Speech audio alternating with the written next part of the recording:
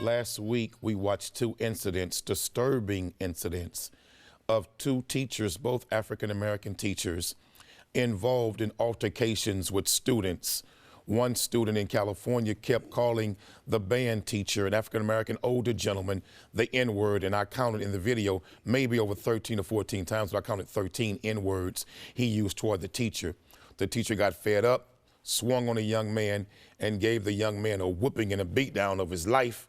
The teacher was charged, and subsequently the public now, through a GoFundMe page, has raised $90,000 to defend the teacher. So you're okay with the teacher? If your son smarted off to a teacher, you'd be okay with the teacher punching him in the face?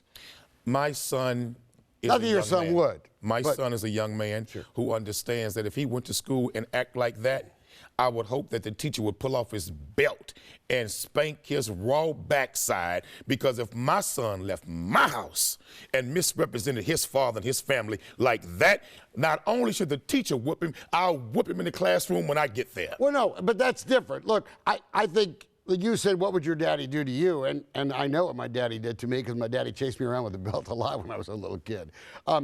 My only problem with it is that a teacher should not begin a physical assault against a student. Throw the little, you know what, out to school, expel him, right? But I'm uncomfortable with a grown-up starting a physical confrontation with him. No, the grown-up did not start it. The young man's inappropriate, racial, bigoted language and assault against that teacher started it. My problem is, did you see the black female, older black woman in Baltimore, and this young brother walked up to that older woman and punched her in the face, and she said to him, I did not mouth off at you. She was afraid of that young man. That young man punched her like a brother on the corner. And let me say something to you young black men in those classrooms.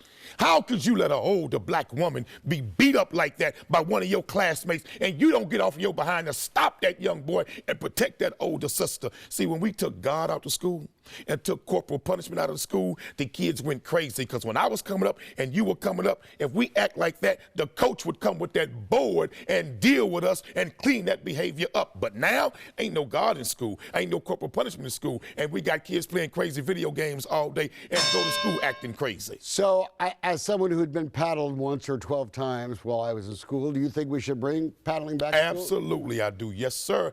I believe that these coaches should be allowed to put that board and that wood back in their hand, because some of this behavior that we're seeing today, we never would have saw when we were coming up. All right, let's talk about another elephant in the room then. This conduct is predominantly in inner city schools. Is there something going on about the way these kids in inner cities are being brought up that they think it's okay to call a teacher an N-word or a cracker or whatever racial thing you want to do? What's happening is you have all these different young people, young racists, listening to rap music and thinking they can call everybody that, and that's unacceptable. Okay, so you're against rap music too? No, I love rap music. I'm just against the language, and some people think that rap music gives them a license to use the N-word, and it does not.